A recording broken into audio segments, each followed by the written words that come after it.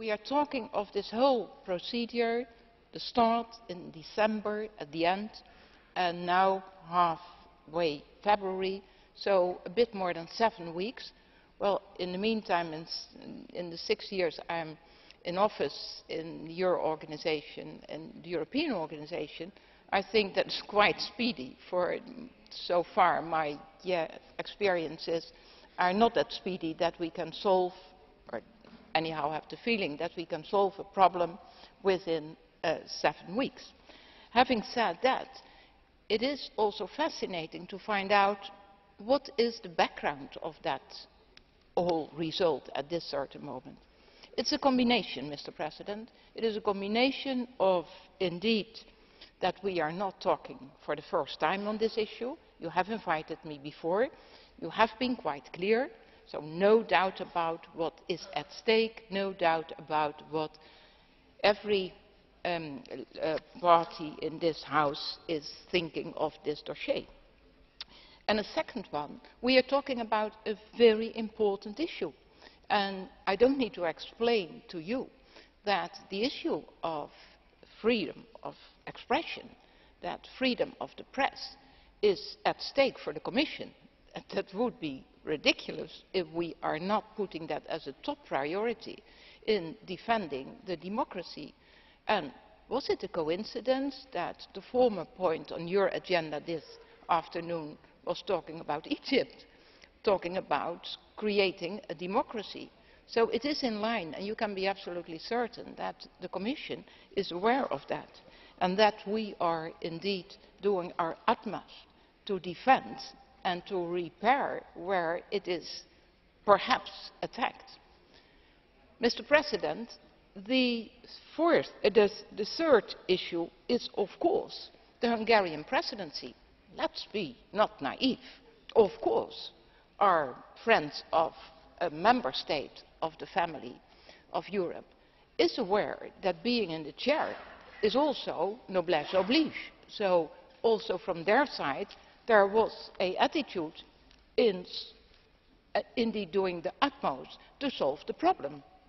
And my last aspect in this whole explanation, as far as I am asked to do that, is of course your role.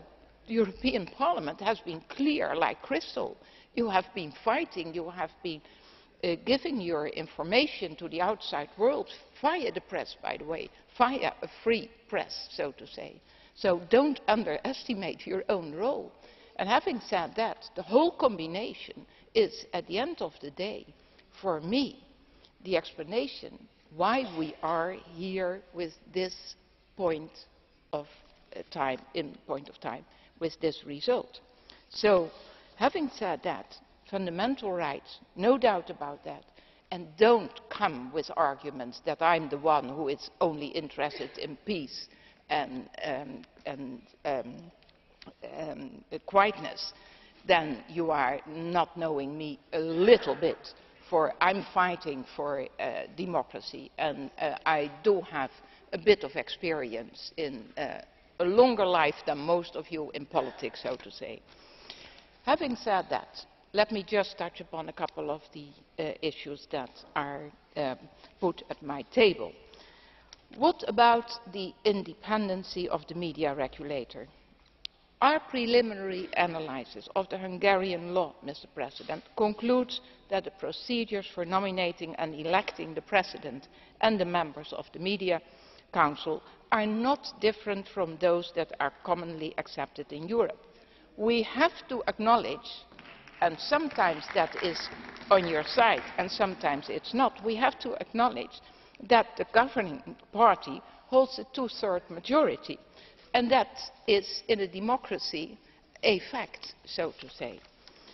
On applying of Article 11, we are applying the directive, the AVMS directive and the treaty, and inclusive, of course, Article 11 of the Charter. So no doubt about that. There is no judicial review of the decision by the media authority, the Honourable Member Moraes was saying. The decision of the Media Council passed in its capacity as an authority of the first instance, cannot be appealed in the administrative procedure.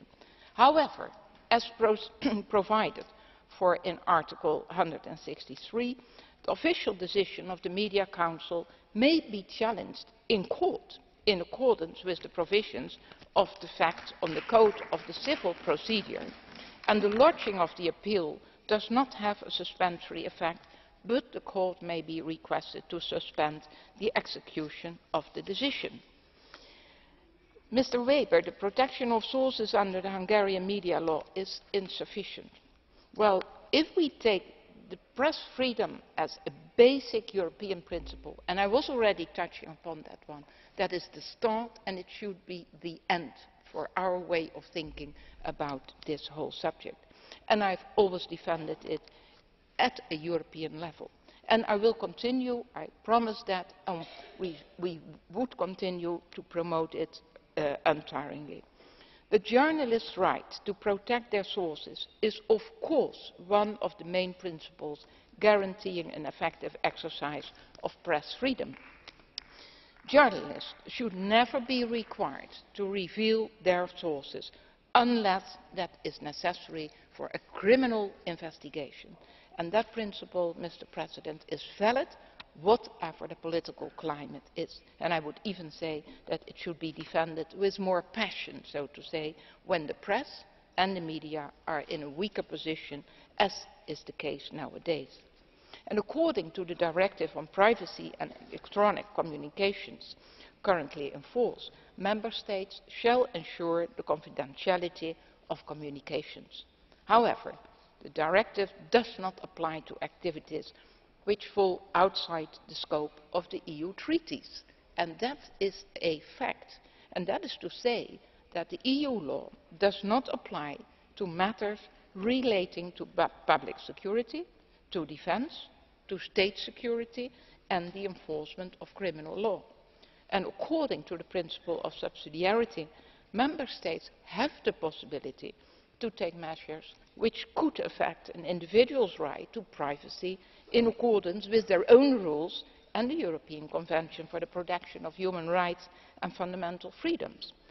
Any such restriction must be necessary, appropriate and proportionate within a democratic society.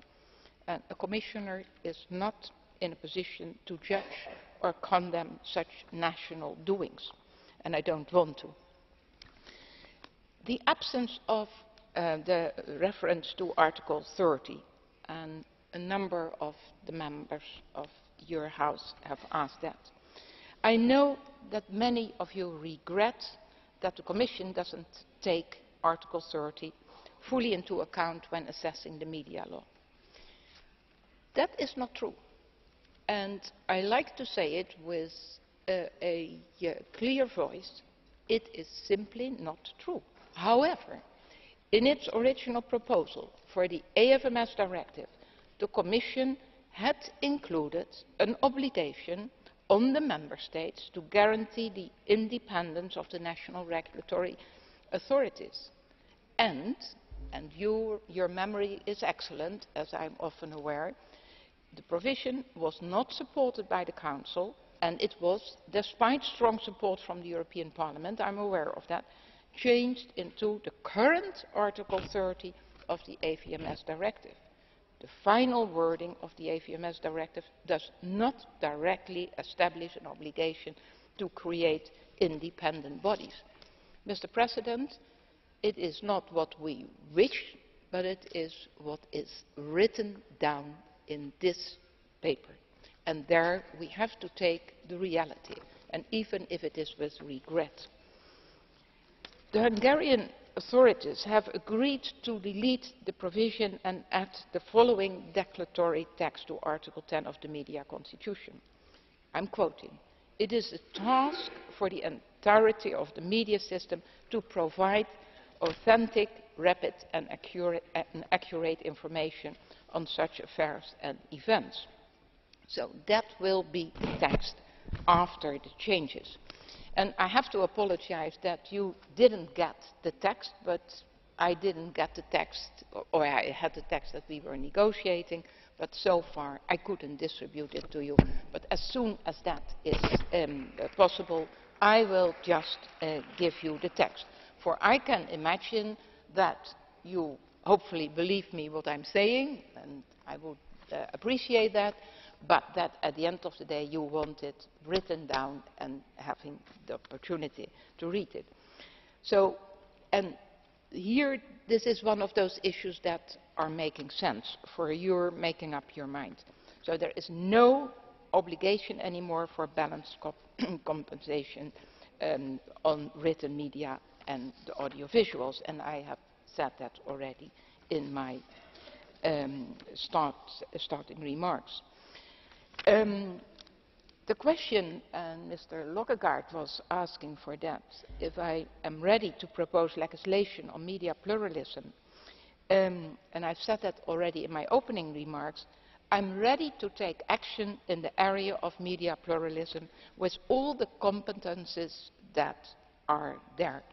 There is no one-size-fits approach. That is for me clear. The Hungarian case has made that even more clear. And I will set up that working group. Thanks for your willingness to join that working group. And in order to discuss the challenges we are facing, to make sure we have a comprehensive overview of the situation in Europe and, of course, act accordingly. And that will include the independence of media. That should be one of the main priorities, so to say. The position of the OSCE on the Hungarian media legislation and our analysis, there is a different legal basis than the analysis of the OSCE. Quite clear and rightly concluded on that one.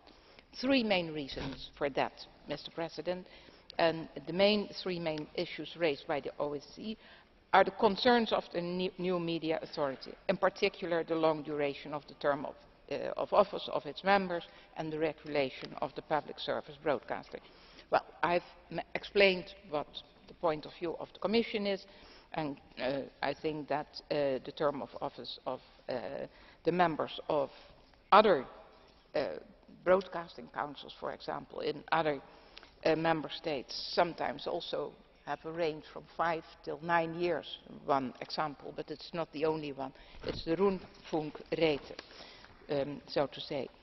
What is at stake, and that is my final remark, Mr. President, is that message this morning when I touched ground of the Vice Prime Minister, and I'm certain that the Minister of Foreign Affairs will repeat that message of the Hungarian government, has written down for me, for the Commission, what the position is.